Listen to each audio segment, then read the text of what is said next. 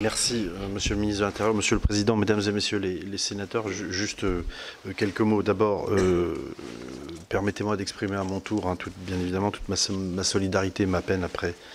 le drame qui vient de se produire. Comme vous le savez, Monsieur le Président, j'ai moi-même servi à la préfecture de police de Paris, où j'ai été numéro 2 pendant 2 ans et demi, entre octobre 2012 et mars 2015. Et donc c'est vous dire si ce drame nous touche tous, y compris moi à titre personnel, comme il touche d'ailleurs l'ensemble de la représentation nationale, l'ensemble de nos forces de l'ordre, l'ensemble des services de renseignement et bien sûr l'ensemble de la nation française. Juste ces derniers mois, il faut bien avoir à l'esprit qu'une minorité bruyante a mis en cause, parfois systématiquement, parfois gratuitement d'ailleurs, les forces de l'ordre, leur travail en matière de lutte contre la délinquance, en matière de protection de nos concitoyens, en matière de gestion de l'ordre public républicain, et que nous avons donc été tout particulièrement touchés des nombreux témoignages d'émotion et de compassion reçus depuis une semaine. Je veux dire d'ailleurs aussi, pour bien les connaître, comme l'a fait le ministre de l'Intérieur, et pour avoir été d'ailleurs le chef de file de la lutte antiterroriste en tant que chef de la DGSI, que nos services de renseignement sont entièrement mobilisés pour traquer celles et ceux qui veulent nous attaquer et déjouer, et nous sommes mobilisés pour déjouer leur plan, et que cet événement dramatique n'entache vraiment rien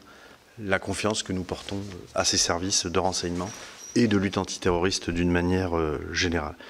Je vais revenir, si vous me le permettez, Monsieur le Président, très rapidement sur les faits qui sont maintenant très clairement connus, mais très rapidement y revenir pour l'ensemble des membres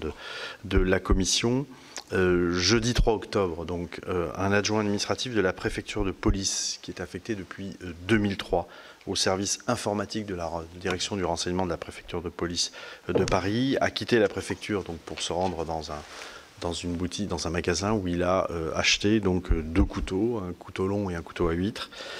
Cet individu était né le 18 septembre 1974. Il souffrait d'un handicap, il était atteint de surdité depuis son enfance.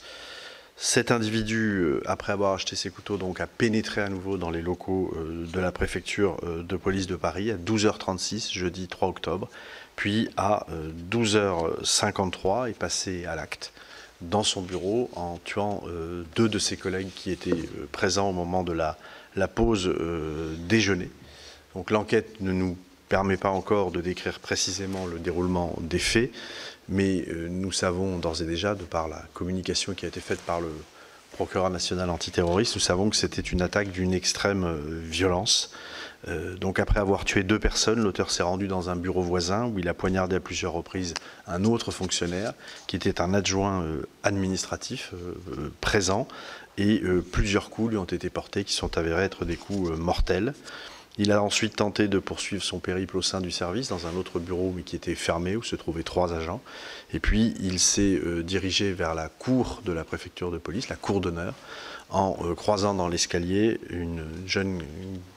gardienne de la paix de la DESPAP, de la direction de la sécurité et de proximité de l'agglomération parisienne, qu'il a également donc tué en utilisant son arme, son couteau, et poursuivant son périple vers la cour, il a blessé grièvement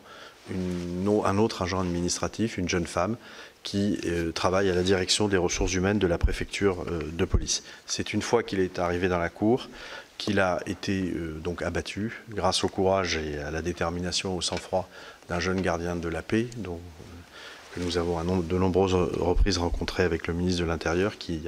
était en poste depuis 6 jours. Il sortait de l'école et qui, alerté par d'autres personnels, donc s'est porté au devant de l'agresseur, lequel est venu dans sa direction menaçant, couteau à la main, et donc il a été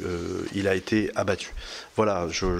il était important de revenir sur ces faits très rapidement, sachant qu'ils ont duré, et là encore le procureur l'a bien précisé, une durée totale de 7 minutes.